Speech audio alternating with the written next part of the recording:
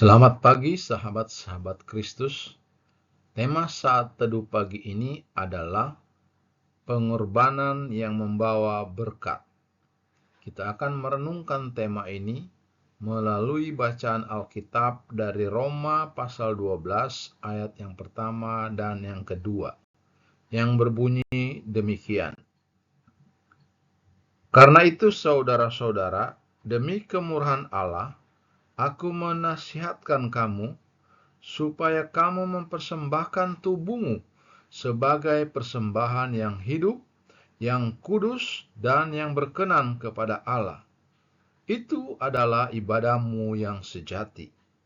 Janganlah kamu menjadi serupa dengan dunia ini, tetapi berubahlah oleh pembaharuan budimu, sehingga kamu dapat membedakan manakah kehendak Allah, apa yang baik, yang berkenan kepada Allah, dan yang sempurna. Ayat kunci saat teduh kita terambil dari Matius 16 ayat yang ke-25 yang berbunyi, "Karena barang siapa mau menyelamatkan nyawanya, ia akan kehilangan nyawanya.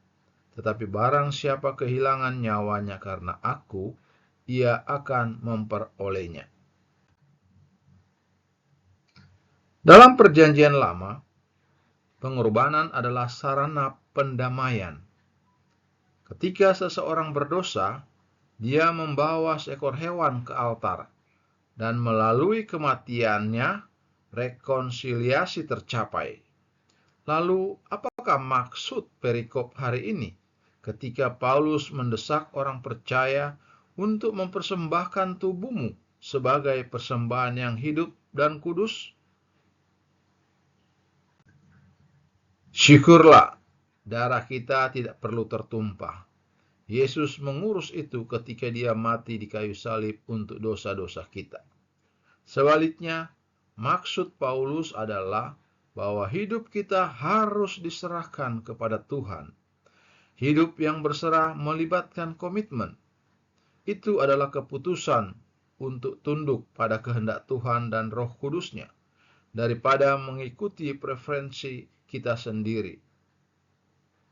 Setiap aspek keberadaan kita, tubuh, jiwa, dan roh, harus menjadi persembahan yang hidup. Meskipun ini terdengar suram, kebebasan dan sukacita sejati ditemukan ketika kita menyerah kepada Kristus. Tuhan berjanji kepada para pengikutnya bahwa kehidupan yang berkelimpahan berasal dari kehilangan diri kita di dalam Dia. Matius 16 ayat 25. Dalam Mazmur 16 ayat 1 mengatakan yang terbaik, "Di hadapanmu penuh sukacita, di tangan kananmu ada kesenangan untuk selama-lamanya." Menjadi korban yang hidup terdengar seperti tugas berat, dan memang begitu. Tetapi itu adalah panggilan yang kita hadapi dengan Yesus di sisi kita. Ingat, Dia adalah rekan tetap kita dan ingin membantu kita. Amin.